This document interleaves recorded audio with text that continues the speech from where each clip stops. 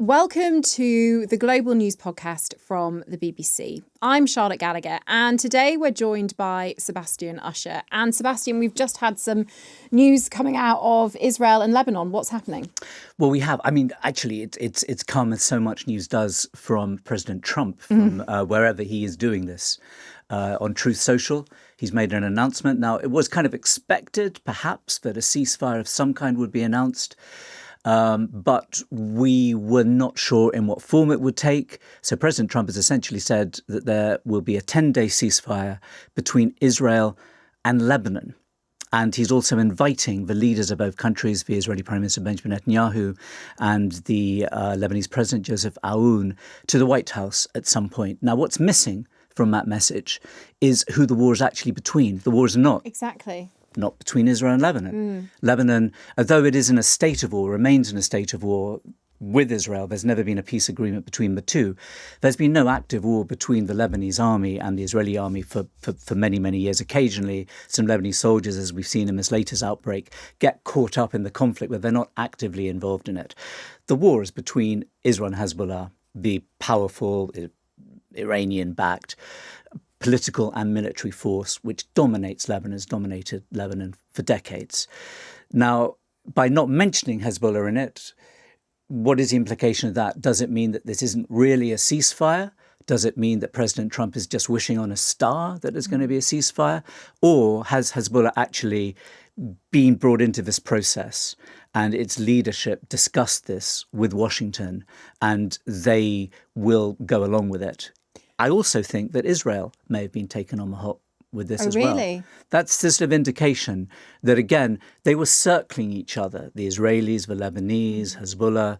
But this seems to be, again, as is President Trump's want, a wish to push them into doing this now, when perhaps none of them were quite ready for it. All of them were kind of like deciding whether they want to be the first to say they'd go ahead with it or not.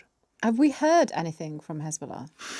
There has been so far, and I'm sure there'll be plenty more, but from one of their sort of top MPs in the Lebanese parliament, Hassan Fadlallah, has said that they did know about it. They had been briefed about it by the Iranian ambassador in Lebanon. So they were aware that this might be about to be announced.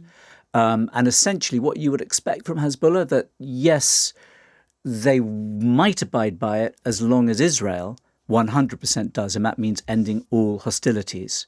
Now, on the Israeli side, we have to wait and see. And this is very early, and we're talking, some hours ahead of the ceasefire, actually, if it does go ahead taking place. So I'm sure there'll be a lot more. But there is an Israeli security official who has been quoted as saying, I think as you would expect, that during the ceasefire, which is due to be 10 days, Israel is not planning to pull out of the south of Lebanon. Now, whether that meets Hezbollah's conditions for agreeing the ceasefire, obviously, is a big question. I detect a note of scepticism from you about this. I mean, it's not scepticism about the concept of a ceasefire. I think the ceasefire is happening because President Trump, his eyes are on the deal with Iran. And this is getting in the way of that. So he lent heavily on the Israeli Prime Minister Benjamin Netanyahu a few days ago.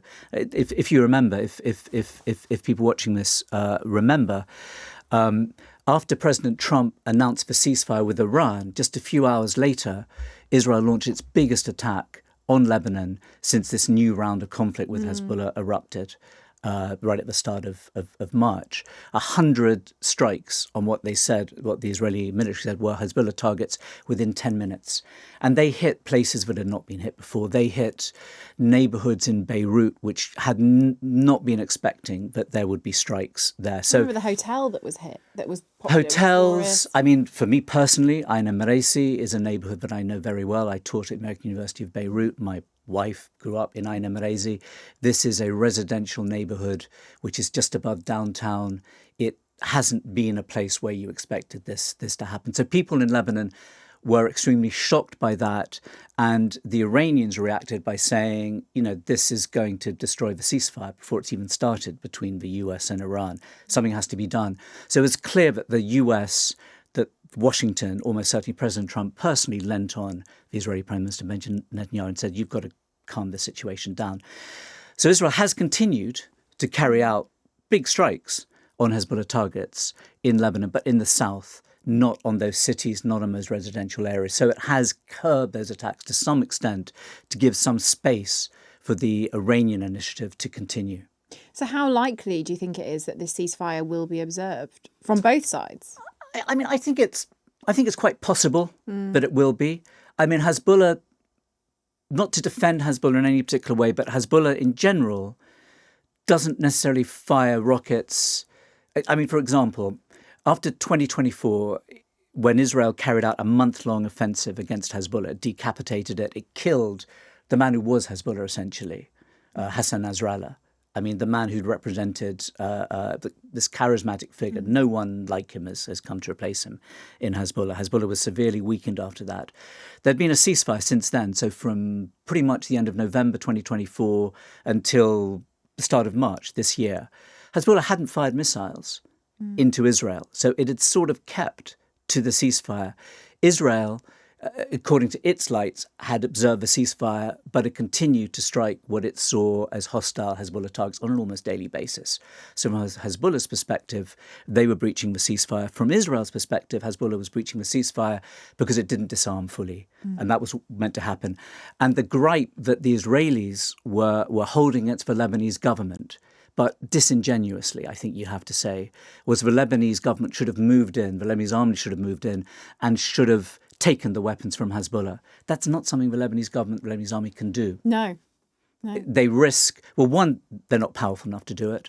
And two, they risk an all-out civil war again. And they lived that 1975 to 1990. That's been the fear constantly.